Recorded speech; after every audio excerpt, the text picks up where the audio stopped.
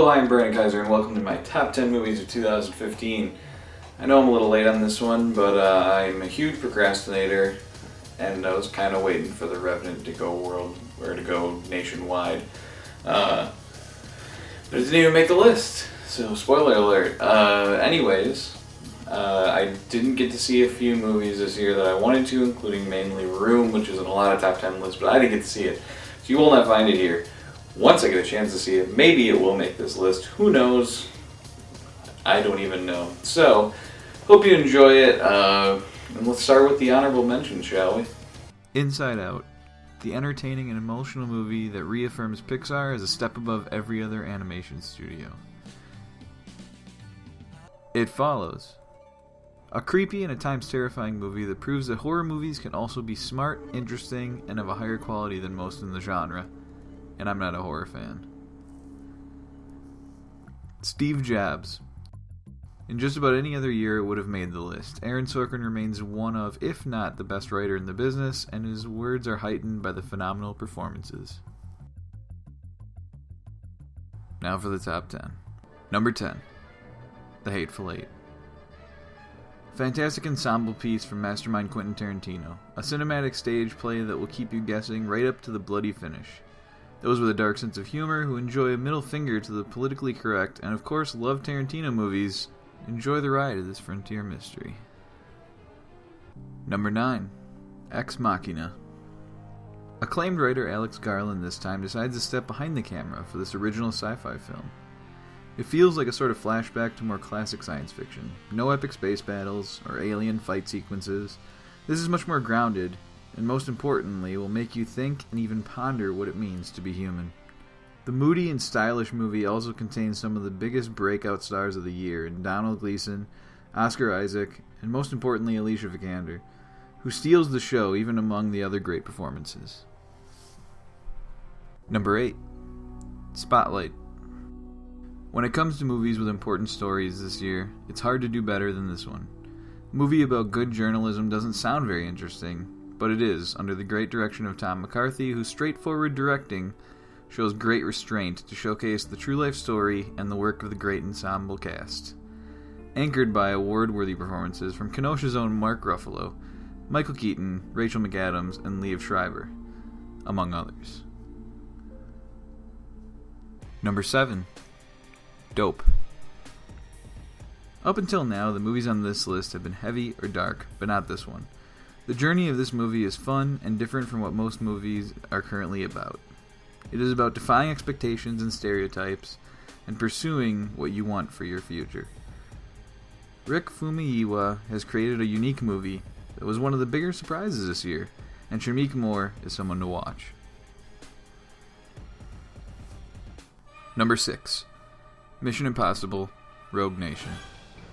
Do you like top-notch action spy movies? Then this is probably already one of your favorite movies of the year. This almost 20-year-old franchise continues to impress, and arguably gets better with each installment. Christopher McQuarrie once again teams up with Tom Cruise to create one of the best action movies of the last few years. It's a ton of fun, the action sequences are well thought out and thrilling, and Rebecca Ferguson is a breakout star in the latest installment, Tom Cruise, trying to be like Jackie Chan. Number 5. The Big Short. Adam McKay takes a break from Will Ferrell comedies to craft one of the more bold and well-put-together movies of the year. I love the way this true story is told with harsh cynicism and comedy to shine a light on the injustice of what happened with the banking and housing markets from not that long ago. It's different, brash, and has balls, and it doesn't apologize for it. And in doing so, it makes the mundane entertaining and fascinating. Along with another great ensemble cast, it is this blend of style and substance that puts it among the best of the year. Number 4. Creed. The 7th installment of a major franchise can be tough, but this year we got 3 great movies of this description.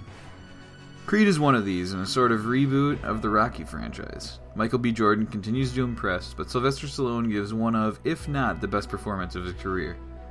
But the real star of the movie is Ryan Coogler. From conception to completion, this is his movie.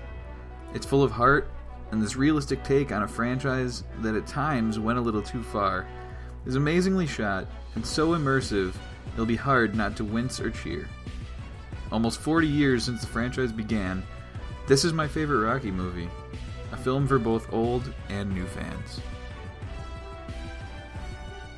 Number 3, The Martian. In past years, this could have been my favorite movie of the year, but that's how good this year was. Ridley Scott returns after disappointing recently to craft a phenomenal movie. In one of the greatest ensembles I can remember, Matt Damon is amazing and easily carries this movie considering he is on his own for most of it. But most importantly, it feels real. It's smart and is a fantastic celebration of science. It's a crowd pleaser. It's fun, thrilling, funny, emotional, and a fantastic example of how great science fiction can be. Number 2, Mad Max: Fury Road. Closer than you may think to being number 1 is Mad Max: Fury Road. When it comes to the movies most remembered in 2015, this will be right up there. This movie is special. One of, if not the best action movie of the last decade, possibly more than that. This is an adrenaline-fueled ride of brutality, of metal and blood. Sure, the story may be a little simple, but everything else is outstanding. From the details of that story, the design work, the practical and CG effects, the performances, the score, and the beautifully choreographed action sequences, this movie was worth the wait.